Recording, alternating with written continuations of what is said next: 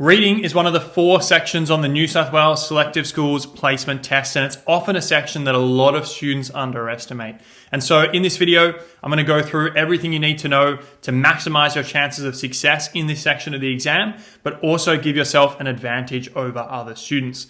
Now, the best place to start is, well, what is reading comprehension? What is expected from us in this section of the exam, specifically on the placement test? Now, one key thing to note is that when reading comprehension is tested anywhere, it's generally done in one of 2 different ways. The first way, which is pretty common, is they give you a lot of questions in not much time. For example, they might give you 60 questions in 30 minutes. When this happens, normally what it means is the passages, so what you're reading, they're pretty easy. You can quickly read them, you can quickly find the right answers and answer the questions really quickly, which is why they give you a lot of questions in not much time. On the placement test, they take the opposite approach, which means they give you 40 minutes and they only give you 30 questions. So you've got more than a minute per question. Now, what this means, and from seeing past exams, we know this is really the case, the passages, so the texts that you're reading, they are more difficult. They're significantly harder than Year 6 level. So that's one thing. The second thing is that the questions themselves, they test a more advanced form of comprehension, because there's really 2 different types of comprehension. There's on-the-page comprehension, which is you being able to read literally what's on the page and then just answering questions based on that. So that's just answering basic questions on facts and figures. You can read the passage, you can understand that it says Queen Elizabeth was born on this date, and the question asks you for when was she born, and you just take that information and use that to get the question right. That's on-the-page comprehension. It's very easy. You just have to understand what's on the page to get them right. What's much more difficult is off-the-page comprehension. This is where the answer is not in the passage. You have to read the passage, you have to understand it so well, understand the deeper meaning of it so well, that you can find the main idea. You can find the main theme. You can understand what was the author's purpose. Why did they even bother to write that piece in the first place? These things are more difficult, and they're the types of questions we can more so expect on this exam, because we've got more time than the number of questions. So that's one key thing. Just because there's more time and less questions doesn't necessarily make it easier. If anything, it means we want to be prepared for more difficult passages, poems, extracts from books, and so on. But also we want to be prepared for more complicated questions. Now, that kind of brings us to what is comprehension. Comprehension is just how well you can read and really understand the deeper meaning of what's being shown to you. So how well can you understand the deeper meaning of the main ideas in the passage, or the main themes, or the author's purpose? All those things are the key things we're looking to do and what they're really testing us on. Now, you can expect to see a lot of different types of text: non-fiction, fiction, poetry, magazine articles and reports. It's worth practicing each of these because they each have little differences to them. I know a lot of people find poetry quite hard, which brings us to the 4 sections of this exam. So the good thing about the placement test is it's not like some exams where we just have no idea what we're going to see on the day. For this exam, we know exactly how it will be structured.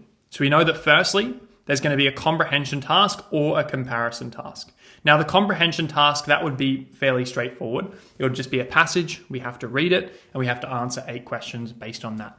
The comparison task is a little bit different. So if we have a look at it here, this is, for example, a past selective high school placement test, or an example one. And if we come down here, we can see this is what the comparison task looks like. They give us one extract, which is from this book here, Picnic at Hanging Rock. They give us another extract, which is called The Family Law by Benjamin Law. And we have to compare them. So all these questions here, they're comparing the 2 texts. Both extracts mention this. Which extract does this? So we have to understand both of them on their own, but also how they interrelate with each other. So this is actually a fairly advanced skill. At school, comparison and contrasting and comparing texts is not something that's really a big part of the curriculum until high school. And a lot of students even struggle with it then. And so it is something you will want to prepare for pretty specifically, that comparison task. Because if you do, no reason you can't become very good at it. Now, second one is there'll be a comprehension task on a short poem. Same thing here. If you scroll down and you have a look at this example poem, we look at it here. It's not an easy poem. It's not a basic poem. Even just the first few lines, wade through black jade, we can see here right away that it's a more difficult poem than would normally do in primary school, that's for sure.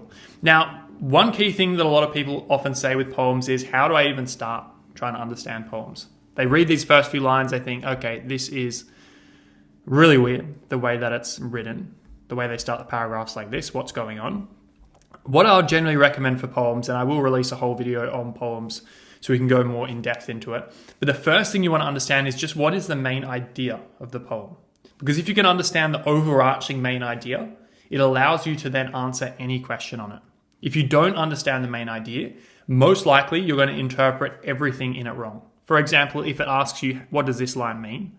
If you don't understand the main idea, you're just going to come up with some random thing based on these few words, which is probably not going to be true. But if you knew that the overall main idea of this passage, which I haven't actually read it, but if you knew that it was about the beauty of nature, for example, well, then you could interpret every single sentence with that in mind. You know that the overall idea is this. So then this sentence, it must be contributing to the main idea in some way. And so that's one key thing. If you want to start learning and really focusing on how to become better at understanding poems, you can even just really look at poems online and ask yourself, what's the main idea of this? What's it really about? Because that's what the main idea is. The main idea is what's it mainly about. If you can do that, if you can pick it out, it's going to make answering all the other questions significantly easier. So that's always your first step with any poem. So that's one part of it, 6 questions on a poem. A lot of people do not find this easy at all. Even people who have prepared a lot of people still walk into the exam saying, poems, I don't like them. I'm not confident in that section. So that's something where if you do read poems consistently, if you focus on understanding the main idea of them for a period of time, you can get really good at understanding poems. It's a skill like anything else. You practice it, you can get good at it. Now, the third one is a gap match task or a summary phrases task. Again, not something you do at school all that much, but essentially what it is you have to read through a passage. There's some sentences that are missing. For example, this one here, this one here, this one here. And then there's also some sentences at the end, which we have to figure out where are these sentences meant to go in the passage. And so what this is really testing, I'll just go back here. I just accidentally went off it. What it's really testing is your ability to understand the overall structure of the writing. Understand where different sentences should go, where they should be placed, and where you should add them back in. So again, this is one that you can actually become pretty skilled at over time, but it does require a bit of understanding of the piece. Like if you think about it, to understand where these sentences should go, you have to really understand this piece, so you know where to put them. So something that takes a bit of practice, but you can get very good at. Finally, the last one is a comprehension task on 4 related extracts. And so what that means is they give you 4 little snippets of text, 1, 2, 3, 4. They're all on the same overarching topic, but they come at it from different angles. They might be different types of text. They might have different opinions. They might be slightly different in the tone that they're written in. But then you then have to answer some quick questions on it, saying which of these belongs for which passage. So again, you can race through these pretty quickly if you understand the extracts. And so what you can see here overall is that particularly with this one here, these questions, they're fast. Like when you read that, it doesn't take much thinking. There's not even any options. But it's hard to get correct unless you understand these extracts very well. And so that's kind of the key focus on this reading comprehension section of the exam, being able to really deeply understand what's being shown to you. Now, in terms of how do you actually do that, often people say, well, reading's not like maths. There's not a set number of topics which we learn. In reading, we just read and we somehow are expected to get better. But reading does have a number of core skills as well. If you actually look at the Australian curriculum, which is what this exam's based on, obviously, there's 10 core skills that make a strong reader. Now, these are the core skills that they want you to have at the end of year 12. They start gradually teaching them to you all the way throughout primary school, all the way throughout high school. But by the end of year 12, they want you to have these skills. And so if you know what these skills are, you can then learn them. And that means you're going to be prepared for any question. Because what you'll notice is once you see these skills, you can go through any question on the exam. It will always link back to one of these skills. Because these are the skills that they want you to learn by the end of year 12. They're the skills that they're testing in year 6. And they're the skills that they're assessing you on this exam as well. And so if you learn these skills, any question, you're going to be prepared for it pretty well. Now, these are the 10 core skills here of master readers. Some of them are super easy. Some of them are not easy at all. But it's good to understand all of them. So for example, most basic one is finding facts. This is just your ability to read something and understand the basic facts and figures. Is it easy? Yes. Most people get these questions correct.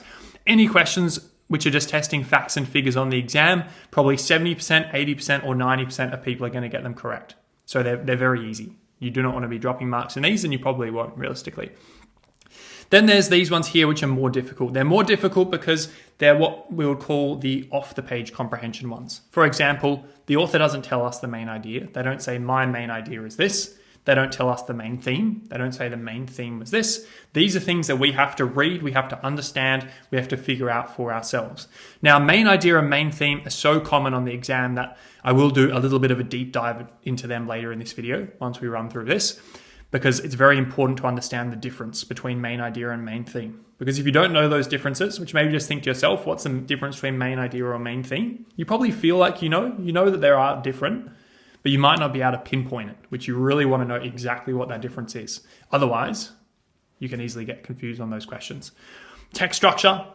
We saw how one of the questions on this exam was really focused on this. So for example, this one here, where it's asking us to add in sentences, that's testing our ability to understand the overall text structure of this piece. Do we know where sentences should be? Do we know the purpose of this paragraph here? It's probably an introduction. Do we know the purpose of this paragraph here? It's probably a conclusion. So these sentences are probably concluding things, for example. Text structure is a big part of this exam as well. Same thing as comparing and contrasting. That's literally one whole part of this exam. So this first section here, which is where we have to read these two different extracts, we have to compare them. All the questions are saying, for example, both extracts mention this, or which extract mentions this more. We have to compare and contrast the different passages. Again, it's a pretty advanced skill, but it's definitely one you can learn pretty quickly. Understanding the author's tone. So tone is all about feeling. What feeling is evoked, is created through the writing. So generally when I'm teaching tone, the simplest way to think about it is all about how do you feel? When you read through a piece of writing, how does it make you feel? Does it make you feel joyful and uplifted? Well, then maybe there's an uplifting tone. Does it make you feel motivated and inspired? Maybe there's an inspiring tone. Does it feel quite boring and factual? Well, then maybe it's a neutral tone, for example. So tone is all about feelings. That's kind of the key question. Again, we can go into tone for a whole session and really deep dive into it. But for the shortcut, tone is about how you feel. So just ask yourself, how do you feel when you read through this piece or this extract? That's going to give you the biggest hint for tone. Now, author's purpose, again, this is one they ask a lot because it requires more interpretation from your side. Key question to ask yourself here is, why did the author bother to sit down at their desk and write this? Were they trying to persuade us about something? Were they trying to educate us or teach us or inform us about something? Or were they just trying to entertain us? Is it just a story? They're just trying to allow us to relax and enjoy ourselves while we read it. Author's purpose, that's a key question. Why did the author even bother to sit down and write this piece? There's a few final ones here. Now, understanding points of view. This is a fairly difficult one. And the way it's normally tested is, imagine there's a story. There's 3 different characters in there. And they might say, well, what did Jonathan say about this? What was Caitlin's view on this situation? What was Susie's view on this situation? So they have multiple points of view, multiple characters, and you have to be able to understand, well, this person thought this person thought that, this person disagreed with both of them.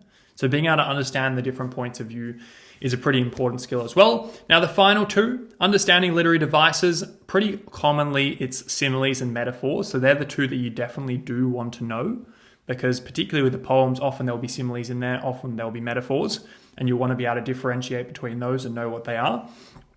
Making inferences is the last one. It's probably the most advanced. And so for the rest of this video, we're going to deep dive into finding the main idea and finding the main theme, but also inferences. So you might have heard of inferences before, you might not have, but a lot of questions on this exam would fall into the category of being an inference question.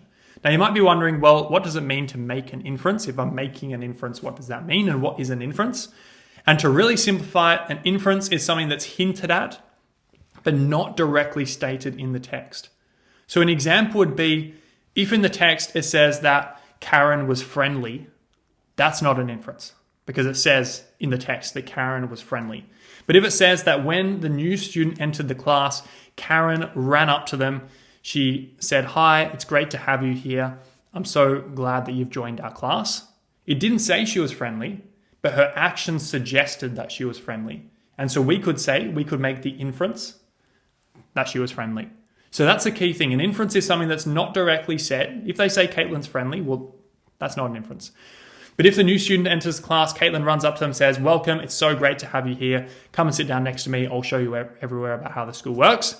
Then we could infer that she's friendly.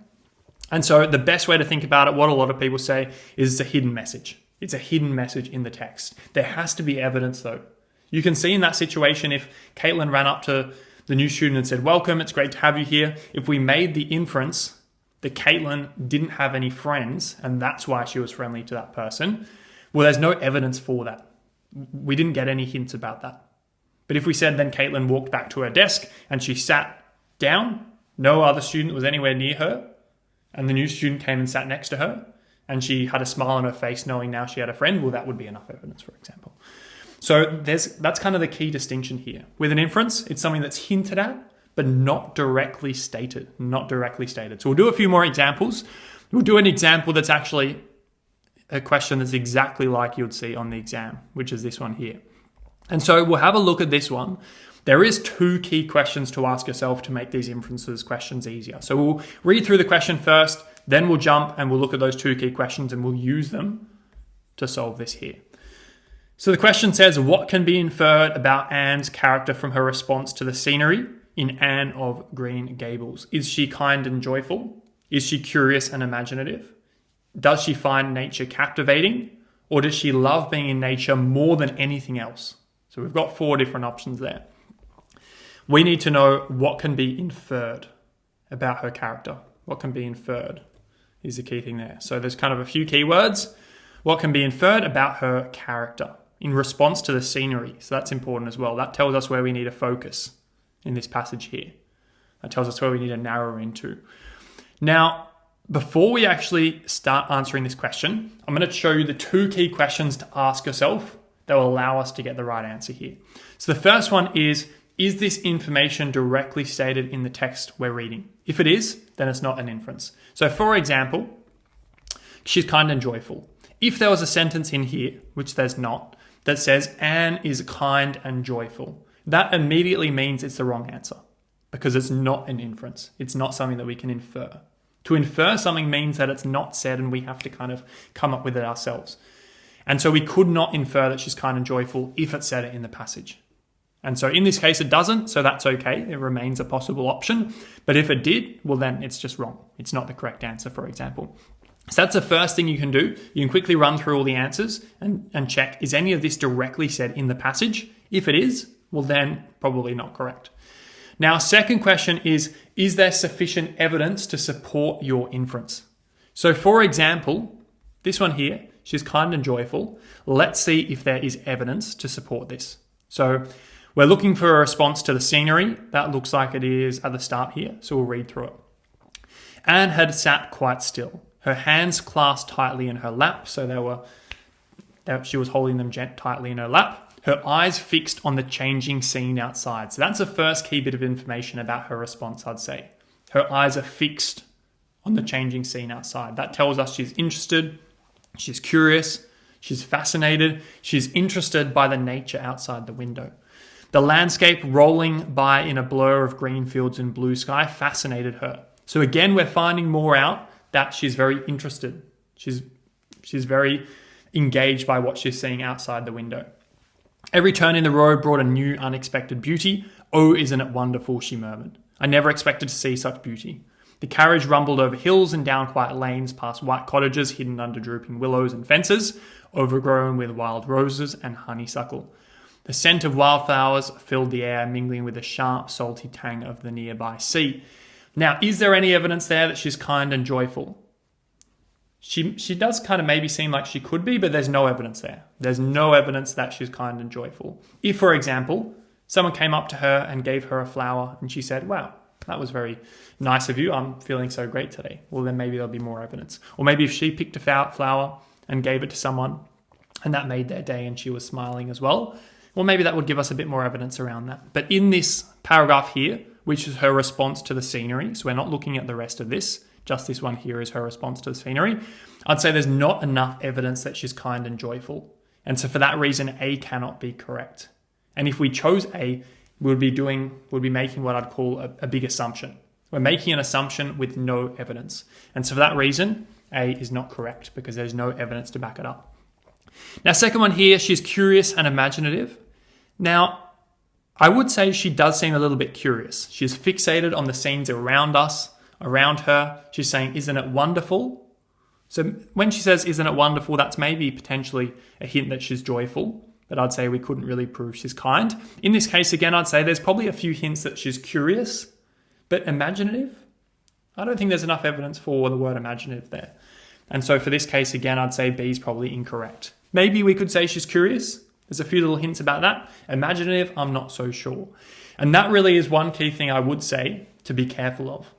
In that what they'll often do with these answer options, they're not going to make one option correct and all the other ones completely horrible. They're going to make one option correct and all the other ones basically correct, but have one small thing wrong with them.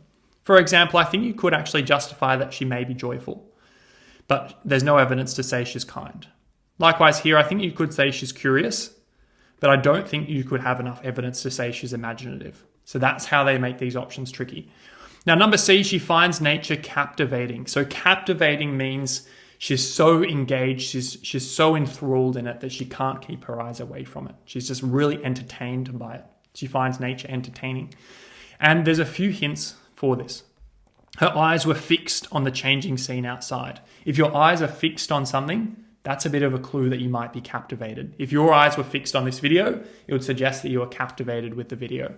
Likewise, she said, oh, isn't this beautiful? Which suggests she was enjoying herself. She was finding it quite captivating potentially.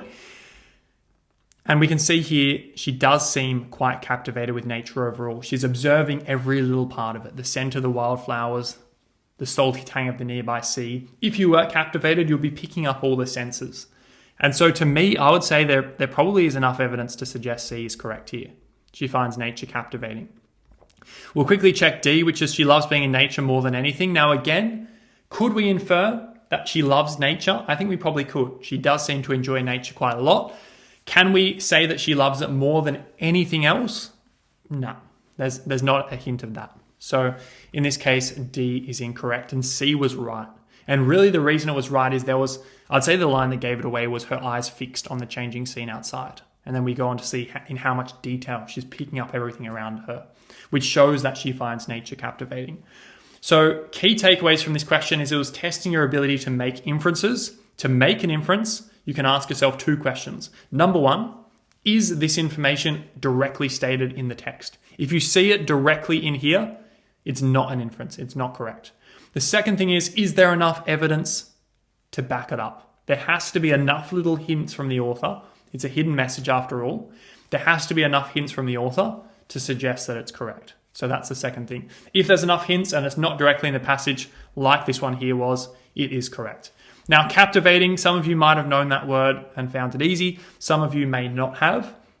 But that's one thing you want to be mindful of, in that your ability to read these passages and understand them, and your ability to correctly pick the right answer is going to be dependent on your vocabulary. And so if you've got a decent amount of time between now and your exam, building your vocab skills is one of the best things you can do, because it's not only going to improve your ability to read this and understand it, which is obviously important, but also then pick the right answer. Because if you didn't know what this word meant, you were probably not picking C, for example.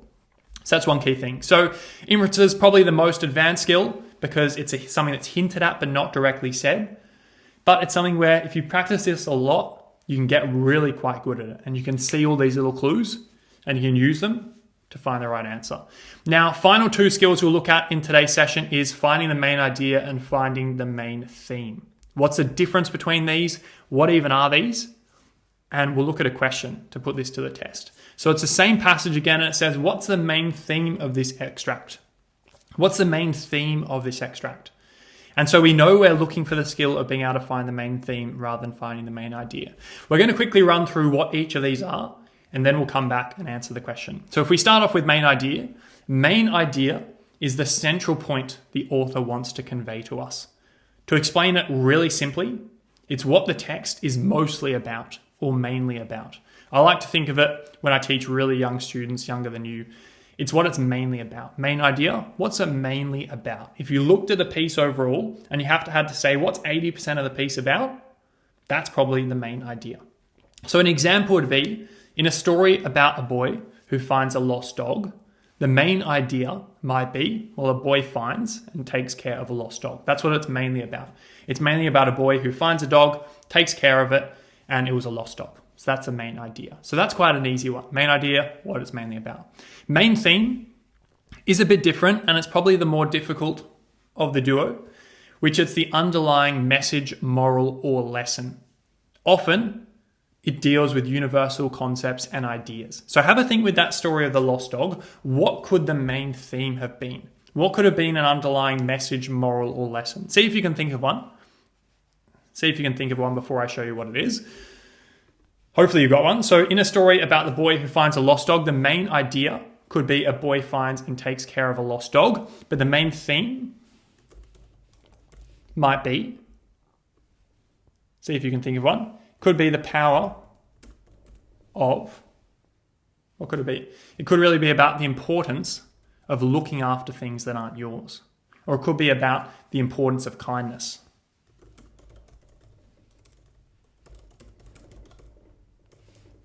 For example, it could be about the importance of kindness, finding a dog on the street, being kind to it, being caring to it, bringing it home, nursing it back to health, for example. And so the main theme is something like that, the importance of kindness, the importance of being caring, the importance of looking after pets and nature. It's something a bit broader.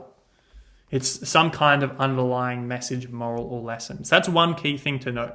Main idea, what it's mainly about. It's just kind of, you just look at it and you say, okay, what's this mainly about? It's mainly talking about some lost dog. That's the main idea. Main message though is, or the main theme is the underlying message, moral or lesson. So maybe it was trying to teach us the importance of looking after things that aren't ours, or being caring for pets and animals, for example. And so if we go back to this question now, we know when it asks for the main theme, we're not looking for what it's mainly about. We're not looking for that. So for example, something like Anne admires the natural scenery on her way to Green Gables. That to me looks like more of a main idea. It's mainly about the fact that she is admiring the scenery. We saw that in the first paragraph that we looked in depth. So we know that's not correct because that may be the main idea, but it's not the main theme. Now, the main theme then is that exploring nature helps people forget their worries. Now, if we read through the rest of the passage here, have a go at it yourself as well. I'll read it out loud now. So that's Barry's pond. Matthew told her, gesturing to a gleaming silver pool nestled in a grove of trees. It's lovely, isn't it? Anne's voice was full of reverence. So that suggests, again, she really loves nature. That's one key thing I'd say. I could imagine so many beautiful things here. She leaned forward, her face lit with a radiant excitement. So as you read through the passage, don't just read through it super fast. Look for clues. In this case, we're not looking for clues for an inference. We're looking for clues for the theme. And so far, what I'd say is she really loves nature. Now, that can help us find the main theme. She leaned forward, her face lit with a radiant excitement, her red braid swinging as the carriage continued along the winding road. Soon they entered a grove of tall, stately trees. Now this just goes on to here say how she was enjoying it. Her gaze was riveted to the trees, which just means she was so focused on the trees. She was eager to take in every detail. She was loving being here in this nature. Again, a little bit more here. As the carriage emerged from the grove, she gasped. So she was like, whoa, this is amazing. Spread out before her was a wild valley of Avonlea with a patchwork of green fields. Okay, so again, she said, I've never seen anything so beautiful in my life. I feel as if I'm already home. She could feel her heart racing. She had arrived. Okay, so what we can see here is what it's mainly about is it is really about her admiring the natural scenery. So that was the main idea. If this question said main idea, that would be correct. We're looking for the main thing. So what's the underlying message? What's the underlying thing they want us to take away, to learn from this? Is it that exploring nature helps people forget their worries? There's not really any evidence of worries being there. If we selected this option, we'll just be making it up based on our own interpretation, which is not the right way to go around it. And so this one, no evidence. This one here, a deep reverence for nature awakens awe and imagination. Now, this one's interesting. Again, some advanced vocab in this one here. So reverence, if you have a reverence for something, it's like deep respect, deep admiration. And so if I ask, does Anne have deep respect or admiration for nature? I would say yes. So that seems possible, awakens a more awe and imagination. And I'd say maybe it does. Maybe it does. Maybe this is about how if you deeply respect, if you deeply admire nature and absorb yourself into it, it opens up awe for nature where you're like, wow. Like you notice all the little things about it. You notice the scent of wildflowers, the salty tang of the nearby sea, the tall stately trees, the sunlight filtering down in golden streams, casting long dappled shadows in the road. And it even opens up your imagination to what could be possible in nature. I think this could be a decent answer. I don't think it's 100% right just yet, so we'll have a look at D. Respecting nature and protecting the environment is important for our happiness. So in this case here, respecting nature, maybe, but protecting the environment, is there anything in here about protecting the environment? Does Anne rush and clean up some garbage from the ground? No, there's none of that here. And so this part here is an example where some people may pick this, but protecting the environment, there's no evidence for that. And so that's immediately incorrect for that reason. And so what we can see is C was the best option. Now, I do think C was pretty correct. I think we probably could have actually written a better answer than C. That would have been a better main theme. But that's the way it goes with these. Sometimes the answer will be perfect. Sometimes you think, well, it's not perfect, but it's better than all these other options. And so in this case, C was correct. That was the main theme. A deep reverence for nature awakens awe and imagination. Again, advanced vocab there. Reverence, awakens, awe even.